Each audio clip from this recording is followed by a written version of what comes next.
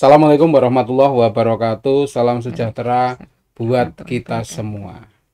Stunting itu merupakan persoalan serius yang oleh Presiden kemudian diminta untuk tiap daerah memberikan perhatian khusus. Hadir bersama kita dari Dinas Kesehatan Ibu Muslimah, Subkoordinator Kesehatan Keluarga dan Gizi. Assalamualaikum Pak. Waalaikumsalam. Pak Erwin, Bu. Erwin, ya.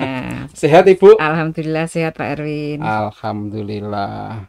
Ibu, ini masyarakat Kabupaten Kudus sering mendengar kata stunting. Iya. Ya. Bisa minta tolong untuk bisa disampaikan, dijelaskan, Bu. Oke Pak Erwin. Bapak Ibu masyarakat Kudus yang berbahagia, kalau kita bicara stunting itu adalah bayi kekurangan gizi kronis, ya, kekurangan gizi kronis yang bisa berdampak pada gagal tumbuh, ya, gagal tumbuh anak itu. Nah, bisa juga karena kekurangan ibu itu karena kekurangan asupan makan, ya, jadi kurang gizi kronis sehingga imunnya turun, sehingga anak itu mudah sakit-sakitan. Awalnya itu. Awalnya. Nah, bisa juga karena yang dikhawatirkan adalah karena kemiskinan, jadi tidak ada yang dimakan. Nah, tapi untuk Kabupaten Kudus, alhamdulillah faktor tidak ada yang dimakan itu tidak ada. Tidak ada, alhamdulillahnya. Jadi faktor yang banyak di Kabupaten Kudus itu Pak Erwin, karena rata-rata ibu-ibu Kabupaten Kudus pekerja. Sehingga asuhan perawatan anak itu dialihkan pada neneknya atau pada tetangganya. Iya, nitip ngomong itu ya. Iya, nitip ngomong itu. Inilah yang bisa berdampak, rata-rata bisa berdampak pada kurangnya kecukupan asupan gizi yang masuk pada anak sesuai dengan kebutuhan dan umurnya. Padahal rata-rata yang dititipkan itu cilik-cilik, iya. Di bawah 1 tahun atau di bawah 2 tahun. Karena rata-rata setelah cuti, apalagi di perusahaan ya Pak, karena di pabrik rokok dan sebagainya, cuti kan hanya sampai 40 hari. Betul. Nah, setelah itu seharusnya anak itu mendapatkan ASI eksklusif. Ini tidak bisa. Karena yang menjadi masalah juga di samping di tempat pekerja utamanya yang borong-borong itu belum ada ruang laktasi atau kesempatan untuk memerah ASI. Di satu sisi juga ada kendala, tidak semua ibu-ibu kerja itu mampu beli kulkas di rumah untuk nyimpan ASI. Nah, ini mungkin butuh edukasi atau mungkin butuh solusi. Edukasi dan solusi itu memang harus berjalan beriringan sehingga mampu memberikan jalan keluar terbaik. Iya. Nah, ketika bicara stunting ya, iya, data yang ada di Kabupaten Kudus ini termasuk berada di wilayah mana ini, Bu? Maksudnya wilayah itu medeni apa ora medeni apa mengkhawatirkan atau pripun itu loh. Iya. Oke Pak Erwin, kalau kita bicara data. Data itu ada 2 keluaran. Nah, kalau dari SSGI, survei status gizi Indonesia, itu Kudus tahun 2019 memang cukup tinggi, 27,7%. Terus tahun 2021 karena 2020 tidak ada survei karena pandemi. Ya. Akhirnya di 2021 ada 17,6%. Tapi ini samplingnya hanya 300 ruta, Pak. Rumah tangga yang punya balita. Nah, padahal Kudus ada 62.000 balita. Jadi hasil survei ini baru 300, sementara yang asli ada 62.000. Baik. Dari hasil EPPGBM kami punya aplikasi EPPGBM,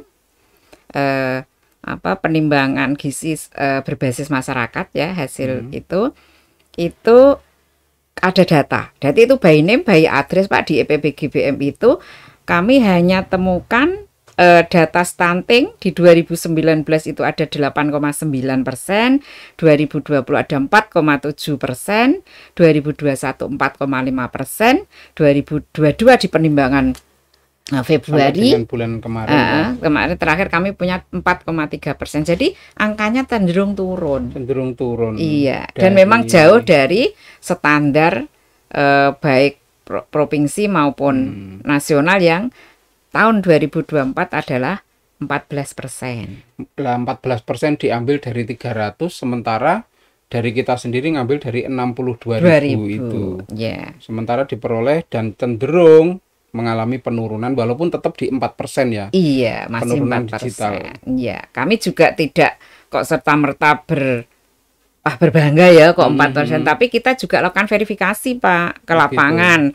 Setiap kemarin penimbangan serat kami verifikasi. Memang kami akui masih banyak kendala-kendala karena mungkin alat timbangannya berbeda-beda. Oh ya. Ya, benar. tenaga yang menimbang, kemampuan berbeda-beda. Nah, ini yang terus-menerus kita benahi sehingga kami upayakan data yang kami miliki di Dinas Kesehatan ini benar-benar data yang valid. Karena ini akan menjadi acuan kabupaten untuk melakukan suatu action untuk penurunan dan pencegahan di tahun-tahun berikutnya. Baik. Ketika bicara data kemudian upaya yang sudah dilakukan oleh pihak Dinas Kesehatan Nah ini unsur-unsur atau komponen-komponen apa saja yang turut serta selain dari dinas kenceng, kemudian peran serta dari masyarakat, lingkungan dan seterusnya podoyo ora sinergi kan yo ora ini ya. Nah tinggal ini apa saja Bu unsur-unsur yang harus bersinergi. Iya. Kalau kita bicara stunting itu Pak, kita harus keroyokan atau konvergensi. Nah, makanya ada 2 kegiatan. Kalau yang kegiatan spesifik itu kegiatan yang dilaksanakan oleh Dinas Kesehatan. Kalau kegiatan yang sensitif itu dikeroyok oleh OPD-OPD yang lain, termasuk Dinas Sosial, Dinas Pendidikan, Bapeda, terus ada Kemenak, ada Dinas Pendidikan, PUPR, LH, lingkungan. Ini semuanya harus turun tangan, harus mempunyai program sehingga benar-benar stunting ini bisa diturunkan bahkan dicegah.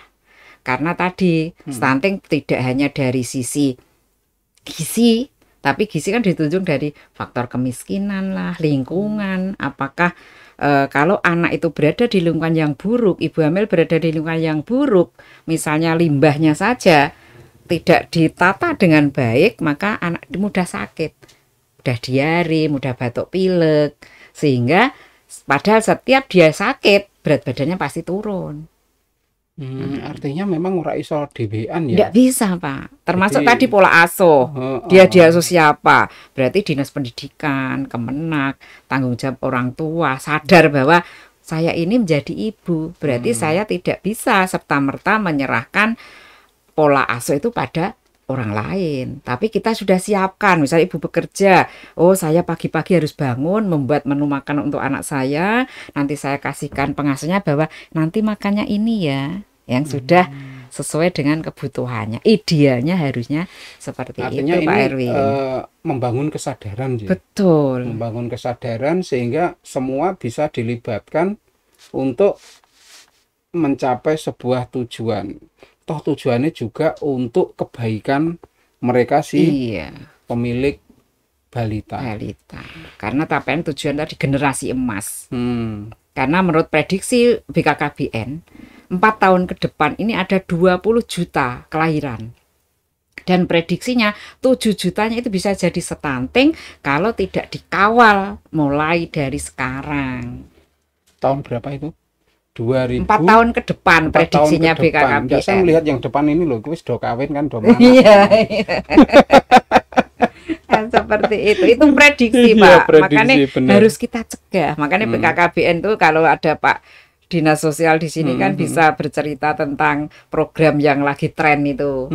Program pendampingan mulai catin, calon pengantin, dia punya aplikasi Hmm. LC Mail itu ya yang baru, terus dia punya pendampingannya kader TPK, tim pendamping keluarga. Nah, itu nanti yang bisa bercerita itu dari Dinas dinas sosial ya. sosial yang Kebetulan tadi punya. kan ya nanti biar terpisah aja Bu. Betul, betul, iya, iya, Ben beliau bisa menyampaikan secara rinci. iya. Nah,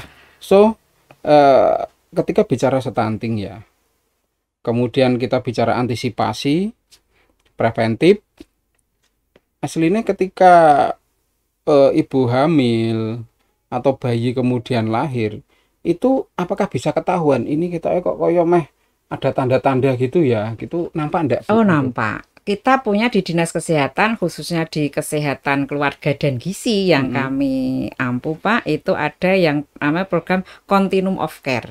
Jadi bisa dimulai dari hamil. Hmm. Hamil itu kami punya program yang namanya ANC terpadu, ya, pemeriksaan kehamilan secara terpadu. Jadi kita punya program standar 10T. Jadi setiap ibu hamil idealnya harus dilayani 10T.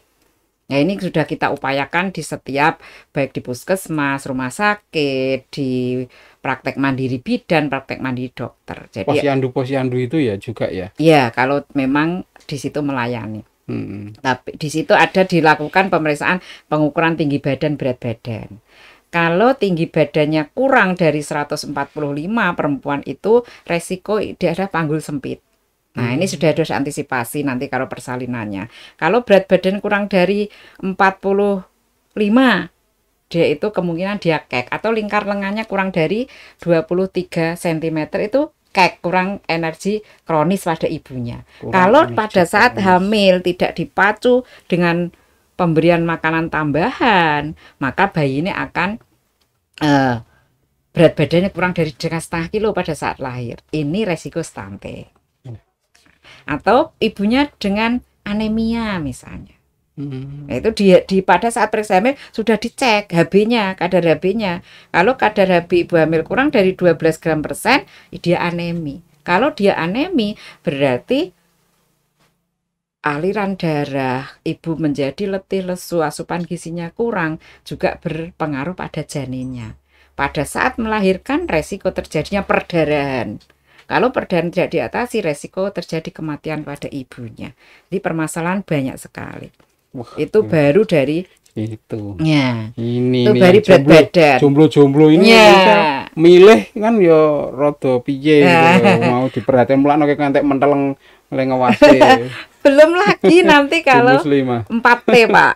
Apa iku? Ibu hamil dengan 4T. 4T itu terlalu muda hamil. Organ reproduksinya belum matang. Belum maksimal ya, belum Nah, bagus. sehingga resiko anak juga resiko terjadi kecacatan lah, resiko kurang gizi dan sebagainya. Nah, terus karena rahimnya itu belum siap untuk dibuahi. Belum lagi resiko pada saat melahirkan. Nah, terjadi perdarahan dan sebagainya. Belum lagi resiko di kemudian hari bisa terjadi kanker rahim. Nah, itu jadi permasalahan banyak. Belum lagi yang namanya terlalu tua. Ibu hamil di atas 35 tahun. Ini juga resiko, Pak. 35 orang 40 Bu ya? Enggak, 35 teori kesehatan. Karena di atas 35, ibu-ibu yang punya bakat penyakit, kencing manis, hipertensi sudah mulai muncul. Waduh, bakat atau penyakit ya Bu? Bakat atau penyakit. Nah, ini. Atau terlalu sering, jaraknya kurang dari 2 tahun. Banyak anak banyak rezeki ya Bu? Nah, itu teori lama ya. Sekarang banyak anak banyak masalah. Banyak masalah. Termasuk masalahnya stunting. Stunting itu. Iya. Terus terlalu banyak tadi. Terus alki itu ibu dengan anemia. Idealnya ndak hamil dulu, Pak. Bukan kita melarang hamil, ndak hamil dulu. Entaskan aneminya. Jadi aneminya harus kan sebenarnya kalau anemi itu hanya butuh minum tablet tambah darah. Kalau memang sudah membantu, iya, membantu. Kalau dia memang sudah minum, kalau hamil minum minimal 90 tablet selama hamil. Kalau remaja putri atau pus pasang seperti itu 1 minggu hanya sekali loh, Pak. Idealnya seminggu hanya minum tablet tambah sekali untuk mencegah anemi. Tapi ini rata-rata seneng tidak buat beli tambah darah, tapi buat apa Pak? Buat yang lain. Buat yang lain. Lah itu Minuman yang tidak sehat. itu butuh sosialisasi ya. Betul. Butuh pemahaman ya. Iya. Nah, semoga dari apa yang jenengan sampaikan membuat masyarakat atau sedulur ISK yang masih muda, terutama jomblo-jomblo itu yang bentuk dikandani. Iya betul. Jangan diet-diet. Oh, ora usah diet. Makan jangan junk food. Coba Pak kita amati di kafe-kafe, terus di dia itu sudah bagus sebenarnya makannya. Ya, ada steak. Steak itu sudah ada sayurnya sebenarnya, sayur, wortel ada toh. Tapi yang dimakan apa? Sayurnya enggak dimakan, Pak. Hanya ditoles sampai colok sampai sausnya tok. Nah, coba itu. Nah, itu juga perilaku. Harus gaya hidup. Harus dirubah. Nah, makanya aku tetap lemu Bu iki. Nah. Lemu karena blubahnya. Betul, harus ada upaya agar lebih baik. So, berkaitan ada anemi, ada penyakit yang sudah mulai muncul. Iya. Apakah ketika kemudian calon ibu ini memiliki penyakit bawaan, itu juga memicu stunting itu, Bu? Betul, Pak. Coba kalau ibu itu sebelum hamil dia menderita penyakit paru-paru katakanlah, yang seharusnya dia bisa diobati, sembuh baru hamil, dia akan lahirnya anak akan sehat dan tidak tertular karena ibunya sudah sehat. Tapi kalau dia tidak periksa, merasa sehat, padahal dia sebenarnya botak batuk lama, tidak diperiksakan, tiba-tiba dia menikah hamil, resikonya akan lebih besar. Gitu ya. Iya, makanya sebenarnya setiap calon pengantin idealnya harus cek kesehatan. Kalau dicek kesehatan nanti memang ada warning lampu merah bahwa dia ada penyakit, idealnya disembuhkan dulu. Bukan melarang hamil, tapi disembuhkan dulu. Setelah dokter menyatakan bahwa dia sehat, siap hamil, it's okay. Tapi tidak suwi Bu. Nah, iya. Nah, misalnya taruhlah misalnya memang paru ya, paru memang agak 6 bulan rata-rata. Iya, obat inten 6 bulan kudu oleh pedot itu kan. Iya, betul. Nek anemi kira-kira cuman ditangani tadi ya, aslinya ku cuman 1 minggu 1 kali. Iya, kalau dia anemi sudah ditemukan anemi, tinggal aneminya HB-nya misalnya 10 gram kata, 10 gram persen, dia harus 12 gram persen. Berarti dia harus ditambah tablet tambah darah. Kalau 1 gramnya itu 30 tablet, berarti dia butuh minum 60 tablet untuk terapi 20 gram persen. Lah 12 gram persen. Nanti baru kan dilanjutkan dengan maintain pencegahannya kan gitu. Tapi kan siklus bulanan itu kan juga mempengaruhi. Ketika target 12 meh terpenuhi kemudian dia datang bulan meduneh makanya atau tidak itu tadi dilanjutkan di maintain seminggu sekali. Oh gitu. Iya, makanya karena perempuan itu tadi head itu tadi. Nah, itu sehingga kalau di maintenance seminggu sekali, insya Allah akan terbebas dari yang namanya anemia. Karena memang saya lihat ternyata ketika dibuat kayak diagram tulang ikan itu, misalnya di kepala ikan itu adalah stunting, itu faktor-faktornya banyak sekali, Pak. Dan tentu ketika kemudian menyelesaikan atau antisipasi secara lebih dini, yo mengharapkan peran serta dari semua elemen, termasuk masyarakat itu sendiri, keluarga dan sebagainya. Enak daerah mudeng ndak bodoh aja. Iya, makanya kita juga kita gencar untuk edukasi, Pak. Makanya kita libatkan semua pihak. Tidak hanya pemerintah saja, lintas sektor, termasuk media ini juga punya peran yang sangat luar biasa. Iya, akan mengubah mindset masyarakat kalau media ini memberi edukasi yang luar biasa. Siap. Nah, terkait dengan data dan memang ada sekitar 4%. Iya. Kemudian ada peran serta yang lebih banyak dari Dinas Kesehatan. Iya. Mungkin sudah ada langkah inovasi Iya. untuk preventif iki, Bu. Kami dari sisi inovasi, dari sisi pelayanan ya, kami untuk mulai dari hamil untuk mempermudah rujukan, kami juga ada anggaran bagaimana ibu-ibu hamil yang tidak mampu untuk mempunyai jaminan kesehatan. Kita sudah usulkan.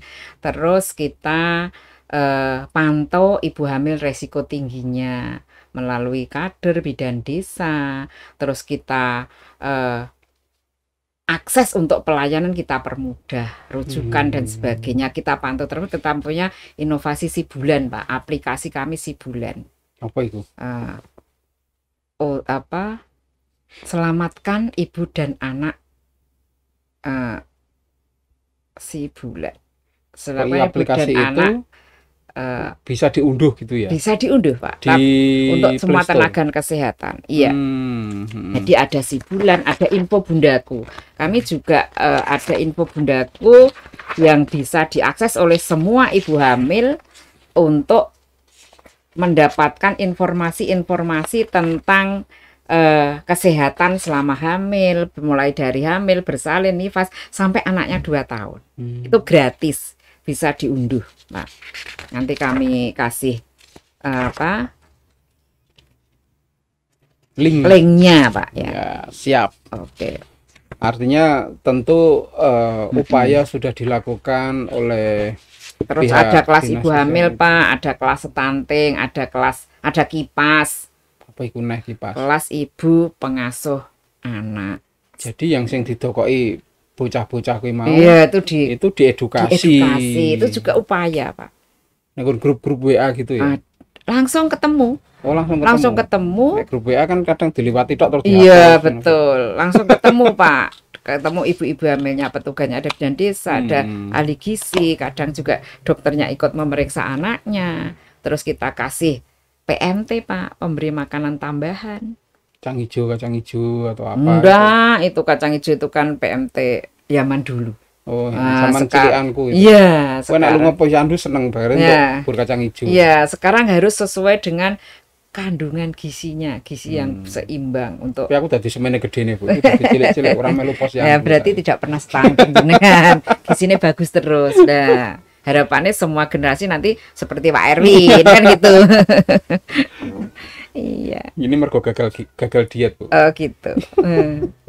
Tidak masalah. Yang penting sehat itu ya, Pak ya. Amin. Ya. Jadi kami di Dinas Kesehatan juga ada support untuk anggaran pemberian PMT pemulihan. Kami juga bekerja sama dengan PMD agar anggaran desa juga mensupport karena tadi stunting kami 2.000. Nah, kan jadi harus semua anggaran yang bisa digunakan untuk pengentasan yang sudah jadi stunting ini bisa dialokasikan. Tapi nek wis ketika ono tanda-tanda iki stunting iki, iku ya iso ditulungi ya? Bisa, Pak, sebelum 2 tahun. Oh, sebelum 2 tahun bisa ditulungi. Bisa. Ya, tadi karena secara teori setiap bulan bayi itu tidak naik berat badannya, itu EQ-nya ternyata bisa turun 6 poin, Pak. Waduh. Ya. Itu yang dikhawatirkan. Coba kalau selama 0 sampai lahir sampai 2 tahun tidak naik 10 bulan. Kan 24 bulan ya. Dia tidak naik 10 bulan. IQ-nya sudah turun 60 poin, Pak. Rata-rata IQ kita berapa? 104, 30, 40 gitu ya. Kalau hilang 60. Wah. Ibunya, orang tuanya kaya, mampu, tapi anaknya tidak mampu menerima pendidikan sehingga hanya drop out sampai SMP. Padahal ibunya, orang tuanya mampu untuk menyalurkan sampai S2. Nah, inilah yang tidak boleh terjadi untuk generasi yang akan datang. Karena tadi generasi emas itu 2045. Kalau lahir di tahun ini, tahun 2045 dia menjadi usia produktif. Usia produktifnya dia mendapatkan penghasilan yang bagus, kualitasnya bagus, berarti akan meningkatkan ekonomi keluarga, tidak menjadi beban orang tua. Sehingga ini secara nasional akan meningkatkan gross national product. pendapatan Ngeri ya, Bu. Indonesia. Ibu, Jadi Indonesia ujungnya ke sana. negara kaya, tidak Amin. negara miskin terus dan negara maju itu Pak. Pak Mimpi kita, Hmm. termasuk mimpi Pak Presiden sekarang untuk mewujudkan itu. Luar biasa. Dari apa yang jenengan sampaikan, dari Ibu yang sampaikan, saya sedikit mengambil kesimpulan. Iya, Saya ambil kesimpulan. Dulur ISK, bahwa ternyata stunting ini merupakan hal yang harus diwaspadai untuk semuanya, kemudian harus melibatkan semuanya. Utamanya adalah kesadaran keluarga itu sendiri, di mana ketika informasi yang sudah kita berikan, upaya yang sudah dilakukan oleh pihak-pihak stakeholder yang ada dari tingkat pusat, tingkat daerah, bahkan tingkat desa, bahkan lagi lebih jauh kepada kelas-kelas yang sudah terbangun tadi, semoga bisa mampu diambil manfaat kepada ibu-ibu yang saat ini hamil atau memiliki anak di bawah usia 2 tahun, agar supaya nanti di kemudian hari anak-anak Indonesia menjadi anak-anak yang lebih hebat. hebat. Iya. Ibu, ada pesan yang mau ditandaskan lagi, Bu? Iya. Terima kasih Pak Erwin. Keterpaduan pemberdayaan masyarakat, keterpaduan pemerintah Kabupaten Kudus, apalagi Bapak Bupati kami juga concern terhadap semua program, utamanya di program kesehatan termasuk stunting, bahwa tidak boleh ada masyarakat di Kudus ini yang tidak mampu makan. Tidak boleh ada masyarakat Kudus ini yang tidak mampu bayar di rumah sakit, tidak terlayani. Semua gratis dan bisa diupayakan oleh pemerintah, difasilitasi oleh pemerintah. Jadi tugas kita adalah ayo masyarakat kita edukasi, semua kesadaran, semua elemen masyarakat bergerak. Kalau ada masalah apapun kita selesaikan bersama-sama sesuai dengan visi misi Bapak Bupati, yaitu Kudus bangkit menuju kabupaten modern, religius, cerdas dan sejahtera. Nah, kalau ini kita wujudkan, maka masyarakat Kudus akan yang terwujud masyarakat yang berkualitas, kreatif, inovatif dengan memanfaatkan termasuk multimedia yang Pak Erwin miliki.